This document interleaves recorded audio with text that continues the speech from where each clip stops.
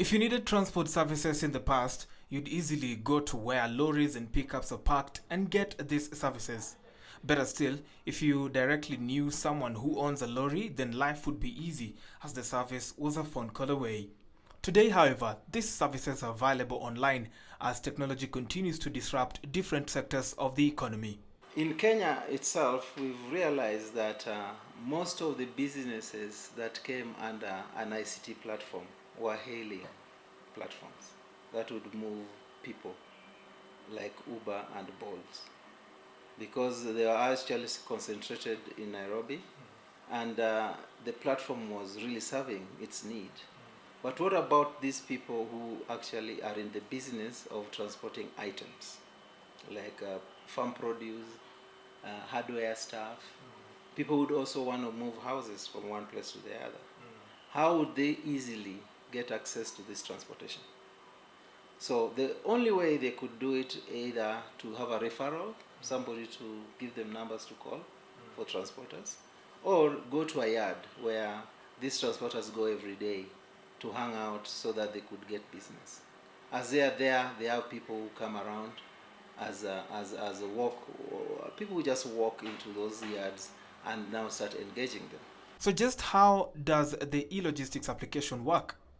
Bridge that gap by you not leaving the comfort of your home, but registering into our platform, and every other day or every morning or whatever time, you could actually receive information of clients who want to make movements. So you contribute in terms of, we contribute in terms of giving the platform to the transporters, so the transporters can do business. Then at the same time, you give comfort to the customers who want to move goods from one place to the other by them just posting a request. So how the whole thing works is, as a customer, once you posted a request, you really do not have to think about the price, because this request goes to a number of transporters who give you prices given the origination of the business, origination of the movement to the destination, and the time you want this to be happening. So then give you pricing. So our system do not dictate the price. Though technology is the company's main driver, trust is its main currency. In our ecosystem, we've addressed security in myriad ways. The first security level is, if I'm a customer and I'm trying to post a request that goes to a transporter, then that transporter needs to be a trusted transporter, so that whatever they are moving for me is secure. So then we recruit them through a vetting system where we onboard them into our system, they give us their details, we know the operations, where they are. And you've realized that most of these transporters, they are not really in the business of taking something from you or stealing per se. They really want to do business and earn. But out of that number, you realize that there are some people who might be bad apples. But now, our ID, their ID, the telephone number, and any other information they give us makes us vet them to be on the system. So that's from the transporter perspective. Another perspective is now from the consumer perspective. Now, if I post my work there, or I post a request for a work, for a job to be done to me, will I pay? Yes. How do I pay? If I pay a transporter I do not know, then they might actually take off with the money, right? If they are those bad apples.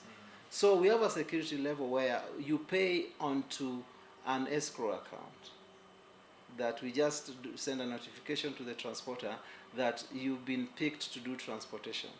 The startup has, however, had to address various challenges to stay afloat. I've got different ambitions. There are guys who come in because they really want to learn and come up with a product. And also there are those people who really earn a living, they need money. So as you start up, you realize that you might not afford the higher amount that some of these might ask. So the attrition level exists. But again, if you have a futuristic team that are looking forward into really making something out of their lives, then those are the people we go forward with. Because Ngamia is grown 3 years into the making, and in the next 5 years, we pretty much going to be the biggest tech company in terms of software development, focusing on both logistics and also advertising. The startup has drawn some key lessons that budding innovators can tap into. You have to put effort. If you put effort, you'll get skills. Then you add another. Once you have talent and skill, you add another effort. Then you get achievements. For the Innovator this week on KT News, I'm Brian George Otieno.